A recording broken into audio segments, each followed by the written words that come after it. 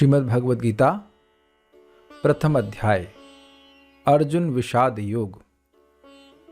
धृतराष्ट्र संजय से कहते हैं, धृतराष्ट्र ने कहा, हे संजय, धर्म भूमि कुरुक्षेत्र में युद्ध की इच्छा से एकत्र हुए मेरे तथा पांडु के पुत्रों ने क्या किया? संजय ने कहा, हे राजन, पांडु पुत्रों द्वारा सेना की व्यूह रचना देखकर राजा दुर्योधन अपने गुरु के पास गया और उसने ये शब्द कहे। क्यों कहे? क्योंकि वह आश्चर्यचकित था कि पांडु के पुत्र पांडव लोग इतने कम समय में इतनी बड़ी सेना लेकर कैसे उपस्थित हो गए, यह वह विश्वास भी नहीं कर पा रहा था। तो वह द्रोणाचार्य को दिखाते हुए कहता है, हे आचार्य, पांडु पुत्रों की विशाल सेना को देखें, जिसे आपके बुद्धिमान शिष्य द्रुपद के पुत्र ने इतने कौशल से व्यवस्थित किया है। अब यहां द्रुपद के पुत्र कहने का आशय यह है कि धृष्टद्युम्न, जिसको द्रोणाचार्य ने बड़े प्रेम से सिखाया था, वही इस पांडवों की सेना का सिपाह सलार है। तो वह इनको इंगित करते हुए कह रहा है कि आपने पहले मूर्खता करी, धृष्टद्युम्न को धनुर्विद्या का ज्ञान देने के लिए। इसी कारण से देखिए हमारे सामने कितना बड़ा कष्ट उत्पन्न हो गया है, कितना बड़ा संकट हो गया है।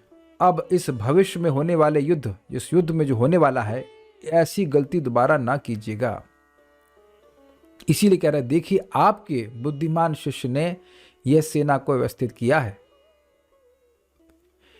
इस सेना में भीम तथा अर्जुन के समान युद्ध करने वाले अनेक वीर धनुर्धर हैं, यथा महारथी युधान, विराट तथा द्रुपद। कहने का आशय यह है कि ऐसा मत सोचिएगा कि इसमें केवल भीम और अर्जुन है और उनको आप हरा लेंगे। नहीं नहीं, अनेक अनेक प्रकार के महारथी हैं जिनको वो अपने साथ जोड़ करके लाए हैं। इनके साथ ही दृष्टकेतु, चेकितान, काशीराज, पुरजित, कुंती भोज तथा शैब्य जैसे महान शक्तिशाली योद्धा भी हैं गुरुदेव। तो ये द्रोणाचार्य से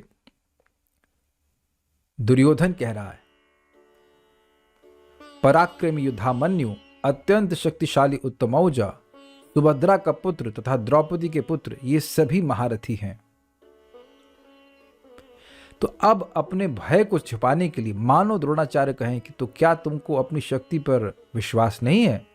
तो अपने भय को छुपाने के लिए वह द्रोणाचार्य को कहता है, किंतु हे ब्राह्मण श्रेष्ठ, आपकी सूचना के लिए मैं अपनी सेना के उन नायकों के विषय में बताना चाहूंगा जो मेरी सेना को संचालित करने में विशेष रूप से निपुण हैं। ऐसा नहीं कि मैं भयभीत हूं, भयभीत था तभी तो वो नाम ले रहा था, लेकिन अपने भय को छुपाने के लिए बोल रहा है।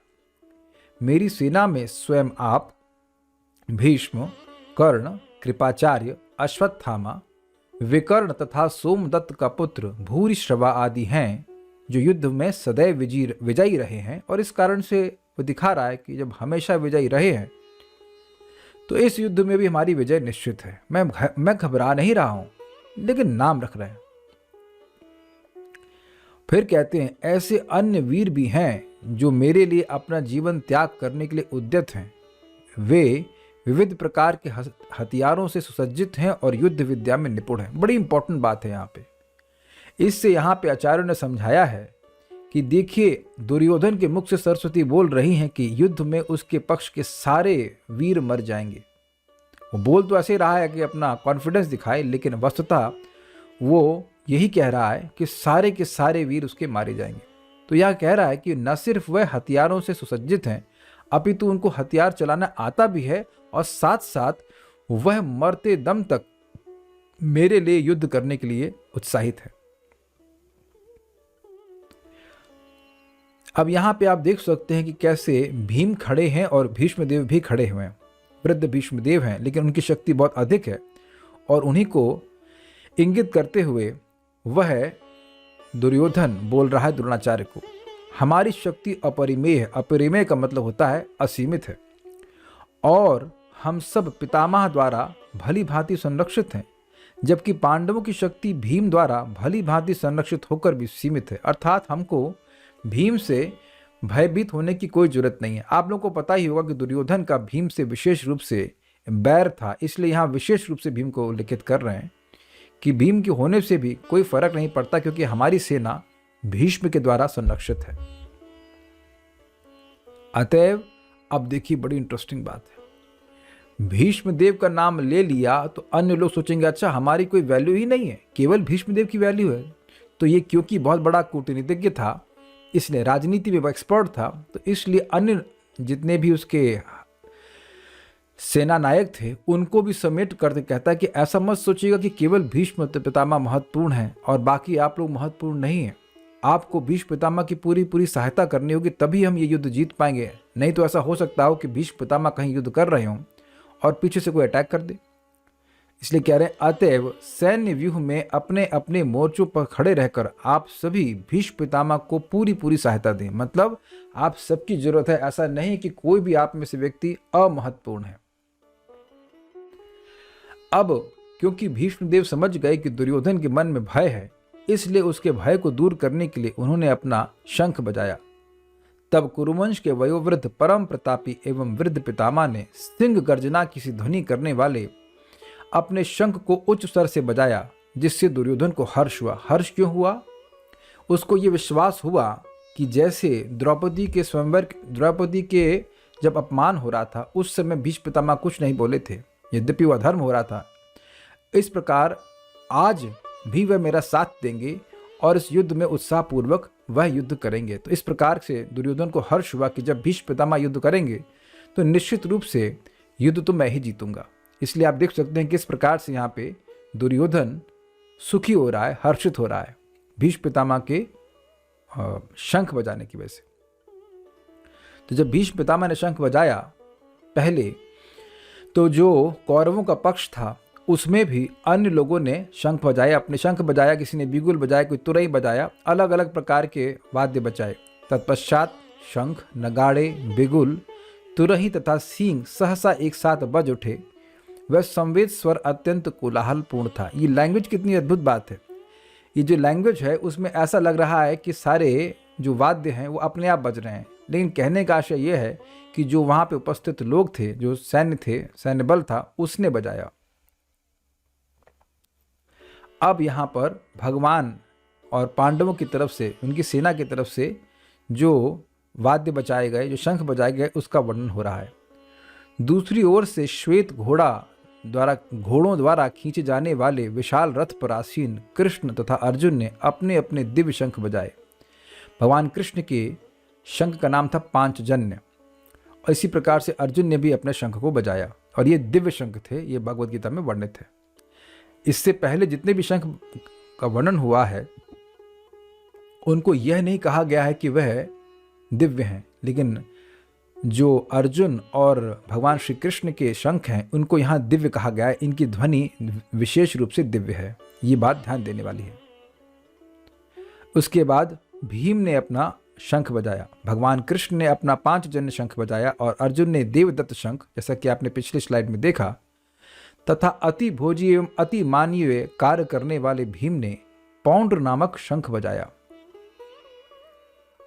फिर उसके बाद युधिष्ठिर महाराज और अन्य लोगों ने भी अपने अपने शंख बजाए। हे राजन, कुंती पुत्र राजा युधिष्ठिर ने अपना अनंत विजय नामक शंख बजाया, तथा नकुल और सहदेव ने सुघोष एवं मणिपुष्पक शंख बजाए। महान धनुर्धर काशीराज, परम योद्धा शिखंडी, दृष्टिद्युम्न, विराट, अजय सात्विकी, द्रुपद, द्रौपदी के पुत्र तथा सुभद्रा के महाबाहु पुत्र आदि सबों में अपने अपने शंख बजाए। तो ये समझने का प्रयास कीजिएगा कि ये सभी लोग पांडवों के पक्ष में हैं, तो उनकी सेना की तरफ से अपने अपने शंख बजाए गए। अब एक बड़ी सुंदर बात यहाँ पे कही जा रही है। इन विभिन्न शंखों की ध्वनि कोलाहल पूर्ण बन गई, जो आकाश तथा पृथ्वी को शब्दायमान करती हुई धृतराष्ट्र के पुत्रों के हृदय को विदीर्ण करने लगी। हुआ क्या ये देखिए, जब कौरवों के पक्ष से शंखनाद हुआ तो कोई वर्णन नहीं है भगवद गीता में कि पांडवों के पक्ष पर कुछ भी प्रभाव पड़ा, लेकिन यहाँ स्पष्ट बोला जा रहा है कि जब पांडवों की तरफ से शंखनाद हुआ तो कौरवों के पक्ष की हालत खराब हो गई। तो यहाँ पर इस प्रकार से आप राइट साइड में देख सकते हैं कैसे कौरवों का पक्ष भयभीत हो गया है। कारण भगवान श्री कृष्ण, आपने स्पष्ट सुना था कि उनका शंख और अर्जुन का शंख दिव्य था। तो जहाँ भगवान होंगे वहाँ भगवान की शक्ति भी, अपरिमित शक्ति भी होएगी। इसी का प्रभाव आप यहाँ पे देख रहे हैं। उस समय हनुमान से अंकित ध्वजा लगे रथ पर आसीन पांडुपुत्र अर्जुन अपना धनुष उठाकर तीर चलाने के लिए उद्यत हुआ। वह अभी उत्साहित हैं, वह शोक से अभिभूत नहीं हुए हैं, वो युद्ध करने के लिए उपस्थित हैं और पूरे उत्साहित हैं। हे राजन, अर्थात धृतराष्ट्र कह रहे हैं, धृतराष्ट्र के पुत्रों को व्यूह में खड़ा देखकर अर्जुन ने श्री कृष्ण से वचन कहे। अभी तक ध्यान दीजिएगा कि अर्जुन के मन में कोई मोह नहीं है, अभी तक कोई मोह नहीं है, वह युद्ध ही करना चाहते हैं। अर्जुन ने कहा, हे अच्युत, कृपा करके मेरा रथ दोनों सेनाओं के बीच में ले चलें, जिससे मैं यहाँ युद्ध की अभिलाषा रखने वालों को और शस्त्रों के इस महान परीक्षा में जिनसे मुझे संघर्ष करना है उन्हें देख सकूं। तो ये बड़ा इंटरेस्टिंग है। अच्युत कहने का आशय यह है कि भगवान एक भक्त की इच्छा को कभी पूर्ण करने में चूकते नहीं हैं। तो अर्जुन की इच्छा थी कि उनके रथ को दोनों सेनाओं के बीच में रखा जाए ताकि दोनों पक्षों को देख सकें, और इनका संकल्प संघर्ष करने का ही है। यहाँ वह शांति के बारे में नहीं सोच रहे। तो इसलिए ध्यान दीजिएगा कि अभी तक अर्जुन शांति के बारे में नहीं सोच रहे हैं, केवल दोनों पक्षों के लोगों को देखना चाहते हैं। और देखिए, अर्जुन इतने बड़े योद्धा थे कि वह दोनों तरफ से शंख बज चुका है, तो युद्ध होना चाहिए। लेकिन अगर अर्जुन ने निर्णय कर लिया कि नहीं, मुझे दोनों पक्ष की सेनाओं को देखना है, तो किसी की हिम्मत नहीं थी कि वह युद्ध तुरंत शुरू कर दे। समझ रहे हैं ना इस बात को? ये बात है। तो मान लो भगवान कहते हैं कि अरे युद्ध का समय आ गया, तुम देखना क्यों चाहते हो? तो कहते हैं, मुझे उन लोगों को देखने दीजिए जो यहाँ पर धृतराष्ट्र की दुर्बुद्धि पुत्र दुर्योधन को प्रसन्न करने की इच्छा से लड़ने के लिए आए हुए हैं। कहने का मतलब है, अर्जुन कह रहे हैं कि देखिए, झगड़ा तो हम भाइयों के बीच में है, लेकिन कुछ लोग इतने मूर्ख हैं कि दुर्योधन का साथ देने के लिए, व्यर्थ में मरने के लिए आए हैं, तो उनको भी मैं देखना चाहता हूं। ऐसे कौन से मूर्ख यहां इकट्ठे हुए हैं? संजय ने कहा, हे भरतवंशी अर्थात हे धृतराष्ट्र, अर्जुन द्वारा इस प्रकार संबोधित किए जाने पर भगवान कृष्ण ने दोनों दलों के बीच में उस उत्तम रथ को लाकर खड़ा कर दिया। ये आप देख सकते हैं कैसे अर्जुन का रथ दोनों सेनाओं के मध्य में आकर के खड़ा हो गया है। भगवान कृष्ण उस रथ को संचालित कर रहे हैं।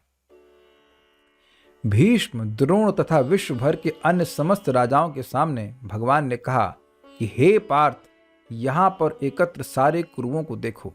अब देखिए, यहाँ भगवान अर्जुन को इंगित कर रहे हैं कि देखो भीष्म को देखो द्रोण को देखो। ये बहुत बड़ी बात है। यहाँ पे भीष्म पितामह से अर्जुन का इतना प्रेम था कि बचपन में तो ये मानते कि यही मेरे पिताजी हैं, इतना प्रेम था। और द्रोणाचार्य के तो सबसे प्रिय शिष्य थे। तो ये भीष्म और द्रोण शब्द कहने का आशय ये है कि भगवान अपने शब्द के द्वारा अर्जुन के मन में विशेष प्रकार का मोह जागृत करना चाहते। देखो, तुम्हारे सबसे प्रिय भीष्म, देखो तुम्हारे सबसे प्रिय द्रोणाचार्य युद्ध में हैं, ये मारे जाएंगे। आशा है ये मारे जाएंगे, ये सब मर जाएंगे। इस प्रकार का मोह अर्जुन का अब यहाँ से भगवान उत्पन्न करना चाहते हैं। इसलिए संबंध जोड़ करके उन लोगों से जिनका संबंध अर्जुन से बहुत अत्यधिक था, उनका नाम रख रहे हैं। अर्जुन ने वहां पर दोनों पक्षों की सेनाओं के मध्य में अपने चाचा, ताऊओं, पितामहों, गुरुओं, मामाओं, भाइयों, पुत्रों, पौत्रों, मित्रों, ससुरों और शुभ चिंतकों को भी देखा। तो आप देखिए कितनी सुंदर तरह से श्लोक रखा गया है।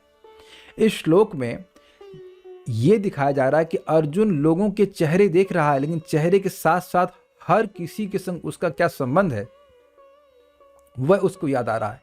तो आप देख रहे हैं कि पिछले श्लोक क्रमांक 25 से उसका मोह किस प्रकार से उत्पन्न हो रहा है, वह यहाँ पे सूचित हो रहा है श्लोकों के शब्दों के द्वारा, कि वह अपने शत्रुओं को नहीं देख रहा है, अपितु अपने रिश्तेदारों को देख रहा है। और इस कारण से आप देख सकते हैं कैसे अर्जुन के मुख पे अब विषाद का चिन्ह आ रहा है। जब कुंती पुत्र अर्जुन ने मित्रों तथा संबंधियों की इन विभिन्न श्रेणियों को देखा तो वह करुणा से अभिभूत हो गया और इस प्रकार बोला। प्रभुपाद समझाते हैं कि एक शुद्ध भक्त का हृदय होता ही करुणा से युक्त है। ऐसा नहीं कि अर्जुन कायर हैं, लेकिन वह एक शुद्ध भक्त अनावश्यक रूप से किसी को दुख नहीं देना चाहता है और अपने संबंधियों को तो बिल्कुल नहीं देना चाहता है। तो अपनी करुणा से अभिभूत होकर वह विषाद से युक्त हो गए, जैसा कि आप यहाँ देख रहे हैं। अर्जुन ने कहा, हे कृष्ण, इस प्रकार युद्ध की इच्छा रखने वाले मित्रों तथा संबंधियों को अपने समक्ष उपस्थित देखकर मेरे शरीर के अंग कांप रहे हैं और मेरा मुंह सूखा जा रहा है। तो आप स्पष्ट देख सकते हैं कि मन में जो दुख था वो उनके शरीर और इंद्रियों में प्रकट हो रहा था। मेरा सारा शरीर कांप रहा है, मेरे रोंगटे खड़े हो रहे हैं, मेरा गांडीव धनुष मेरे हाथ से सरक रहा है और मेरी त्वचा जल रही है। मैं यहां अब और अधिक खड़ा रहने में असमर्थ हूं। आप देख सकते हैं कैसे वो गिर रहे हैं। मैं अपने को भूल रहा हूं और मेरा सिर चकरा रहा है। हे कृष्ण, मुझे तो केवल अमंगल के कारण दिख रहे हैं। जबकि ये धर्म युद्ध था, लेकिन इस समय वे विषाद से युक्त हैं, तो कह रहे हैं मुझे तो अमंगल ही अमंगल दिख रहा है। क्या अमंगल दिख रहा है? तो चिंतित होकर यहाँ बैठे हैं अर्जुन और वो कहते हैं, हे कृष्ण, इस युद्ध में अपने ही स्वजनों का वध करने से ना तो मुझे कोई अच्छाई दिखती है और ना मैं उससे किसी प्रकार के विजय, राज्य या सुख की इच्छा रखता हूं। देखिए, ये तो बिल्कुल अच्छा है नहीं कि मैं अपने संबंधियों को मारूं। और अगर आप ये कहते हो कि संबंधियों को मार करके तुमको राज्य मिलेगा, तो देखिए मुझे तो राज्य की इच्छा ही नहीं है, तो मैं ये कार्य करूं क्यों? ये बात अर्जुन कहते हैं। हे गोविंद, हमें राज्य, सुख अथवा इस जीवन से क्या लाभ, क्योंकि जिन सारे लोगों के लिए हम उन्हें चाहते हैं वे ही इस युद्ध भूमि में खड़े हैं। तो आप इस फोटो में देख सकते हैं अर्जुन दुख में एक प्रश्न भगवान श्री कृष्ण से कर रहे हैं और कह रहे हैं कि मान लीजिए मुझे राजा का पद मिल जाए, जैसे आप राइट साइड में देख सकते हैं, लेकिन वो राजा बनूंगा मैं कैसे? इन सभी लोगों को मैं युद्ध में मार के ही तो बनूंगा ना, उससे पहले तो नहीं बन सकता। तो इन लोगों को मारूंगा तो मैं अपने राज्य को भोगूंगा कैसे? मैं कैसे किन लोगों को दिखाऊंगा कि आज मैं राजा बन गया हूं? जिन लोगों को मैं प्रेम करता हूं वो तो सब मेरे द्वारा मार दिए जाएंगे, तो फायदा क्या होगा ऐसे राज्य का?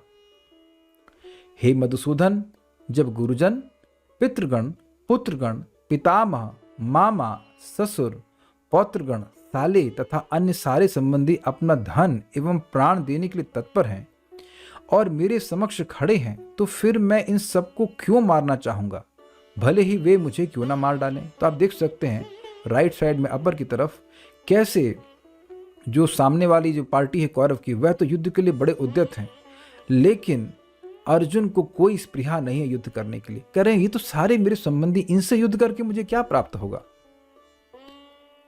हे जीवों के पालक, मैं इन सबों से लड़ने को तैयार नहीं, भले ही बदले में मुझे तीनों लोक क्यों ना मिलते हों। इस पृथ्वी की तो बात ही छोड़ दें, भला धृतराष्ट्र के पुत्रों को मारकर हमें कौन सी प्रसन्नता मिलेगी?